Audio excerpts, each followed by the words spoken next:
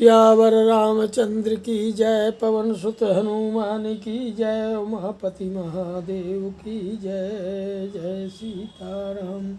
अथ द्वात्रिंशः अरण्यकांड के 32वें सर्ग में शूर्पणखा का लंका में रावण के पास जाने का वर्णन किया गया है। ता शूर्पणखा दृष्ट्वा सहस्राणि चतुर्दशो हतानेकेन रामेण रक्षसां भीमकर्मणां दूषणं चाखरं चौवतं त्रिशतसंवृणे दृष्ट्वा पुनर्महानादान्ननादय जलदोपमा सा दृष्ट्वा कर्मरामस्य कृतमन्यैः सुदुष्करं जगाम परमोद्विग्ना लंकां रावणपालिताम्। उधर शूर्पणखा ने जब देखा कि श्री राम ने भयंकर कर्म करने वाले 14,000 राक्षसों को अकेले ही मार गिराया तथा युद्ध के मैदान में दूषण खर और तीसरा को भी मौत के घाट उतार दिया, तो वह शोक के कारण मेघ गर्जना के समान पुनः बड़े जोर जोर से और चीत्कार करने लगी। श्री राम ने वह कर्म कर दिखाया जो दूसरों के लिए अत्यंत दुष्कर है।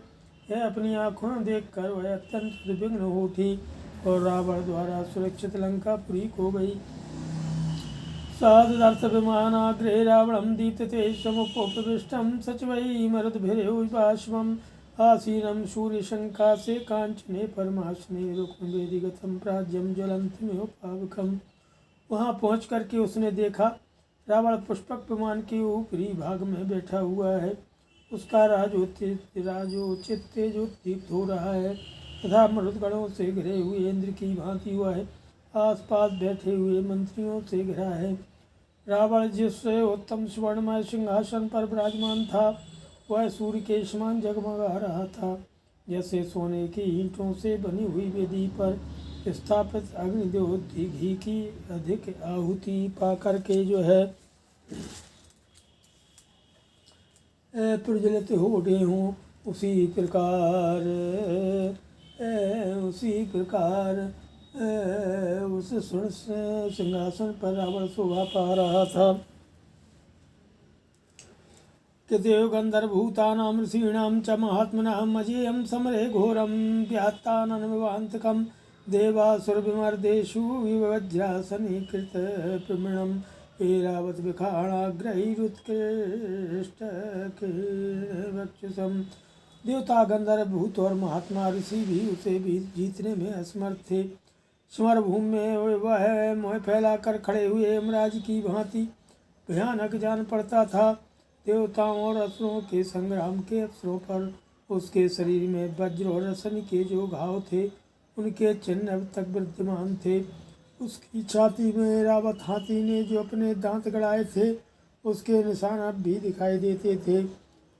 विंशतभुजं दशग्रीवं दर्शनीय परिच्छिदं विशाल वक्षसं वीरं राजलक्षणलक्षितं नद्धवैदूर्य संकाशं तत्काञ्चनभूषणं शुभजं शुक्लदर्शनं महाश्यं परतोपमम्।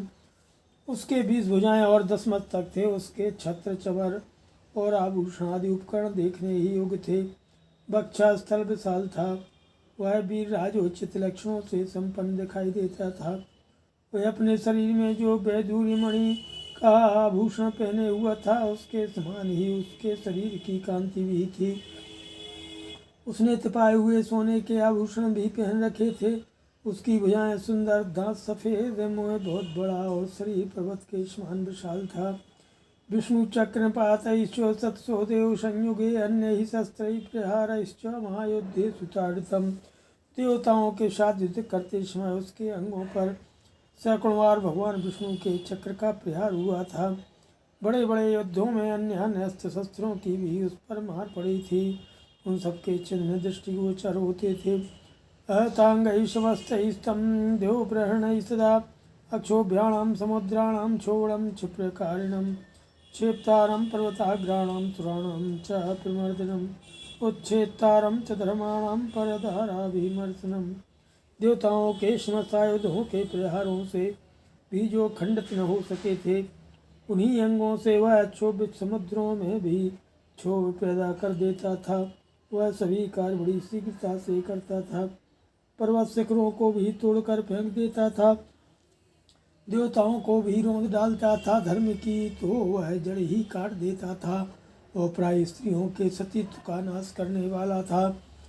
सर्वदिव्यास्त्रयोक्तारं यज्ञविघ्नकरं सदा पुरीं भोगवतीं गत्वा पराजित्य च वासुकीं तक्षकस्तप्रियां भार्यां पराजित्य जहारयः।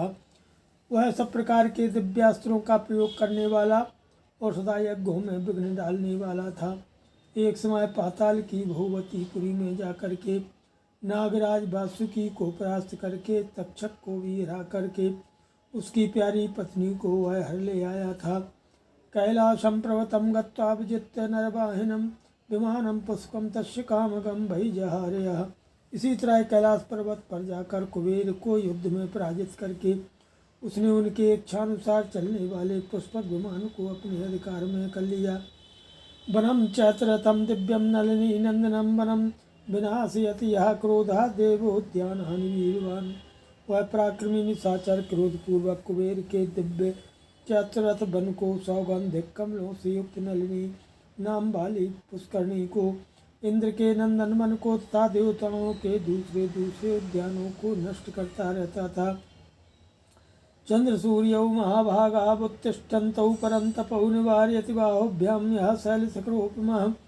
वह पर्वत शिखर के समान आकार धारण करके शत्रुओं को संताप देने वाले महाभाग चंद्रमा और सूर्य को उनके उदय काल में अपने हाथों से रोक देता था। 10 वर्ष सहस्त्राणि तपस्तप्ता महावने पुरा स्वयं भुए धीरा शरां से उपजहारयः। उस धीर स्वभाव वाले रावण ने पूर्व काल में एक विशाल वन के भीतर 10,000 वर्षों तक घोर तपस्या करके ब्रह्मा जी को अपने मस्तकों की बलि दे दी थी। देव दानव गंधर्व पिशाच पतगोर्गहि अभयं यस्य संग्रामे मृत्युतो मानुषादृते मंत्रयविष्टुतं पुण्यमवध्वरेषु जातिभिः अवृधानेषु या सोमोपहन्ति महाबला। उसके प्रभाव से उसे देवता दानव गंधर्व पिशाच पक्षी और सर्पों से भी संग्राम में अभय प्राप्त हो गया था। मनुष्य के सिवा और किसी के हाथ से उसे मृत्यु का भय नहीं था। वह महाबली राक्षस सोम शवन कर्म विशिष्ट यज्ञों में जो है द्विजातियों द्वारा वेद मंत्रों के उच्चारण पूर्वक निकाले गए तथा वैदिक मंत्रों से ही सुसंस्कृत एवं स्तुत हुए पवित्र सोमरस को वहां पहुंचकर नष्ट कर देता था। प्राप्त यज्ञहरम दुष्टम ब्रह्मग्नम क्रूर कारणम कर्कशम नुक्रोशम प्रजानाम हिते रतम रावणम सर्वभूतानां सर्वलोक भयावहम राक्षसी भ्रातरम क्रूरम सादधर्त महाबलम तम दिव्य वस्त्राभरणम दिव्यमाल्योपशोभितम आसने सुपविष्टम तम काले कालविवोदितम राक्षेन्द्रम महाभागम पौलस्त्य कुलनंदनम। समाप्ति के निकट पहुँचे हुए यज्ञों का विध्वंस करने वाला वह दुष्ट निशाचर ब्राह्मणों की हत्या था, दूसरे दूसरे क्रूर कर्म करता था। वह बड़े ही रूखे स्वभाव का और निर्दयी था, सदा प्रजाजनों के हित में ही लगा रहता था। समस्त लोगों को भय देने वाले और संपूर्ण प्राणियों को रुलाने वाले अपने इस महाबली क्रूर भाई के राक्षसी सूर्पनखा ने उस समय देखा। वह दिव्य वस्त्रों आभूषणों से विभूषित था, दिव्य पुष्पों की मालाएं उसकी शोभा बढ़ा रही थीं। सिंहासन पर बैठा हुआ राक्षस राज पुलस्त्य कुलनंदन महाभाग 10 ग्रीव प्रलय काल में संहार के लिए उद्यत हुए महाकाल के समान जान पड़ता था। उपगम्याब्रवीद वाक्यम राक्षसी भय बेहोला रावणम शत्रुहंतारम मंत्रिभिः परिवारितं तमब्रवीद दीप्त विशालोचनं प्रदर्शयित्वा वैलो मोहिता सुदारुणं वाक्यमभीतचारिणी महात्मना सूर्पनखा विरूपिता। मंत्रियों से घिरे हुए शत्रुहंता भाई रावण के पास जाकर के भय से विह्वल हुई वह राक्षसी कुछ कहने को उद्यत हुई। महात्मा लक्ष्मण ने नाक कान काट कर जिसे कुरूप कर दिया था तथा जो निर्भय विचरने वाली थी वह भय और लोभ से मोहित हुई शूर्पनखा बड़े बड़े चमकीले नेत्रों वाले अत्यंत क्रूर रावण को अपनी दुर्दशा दिखाकर उससे बोली।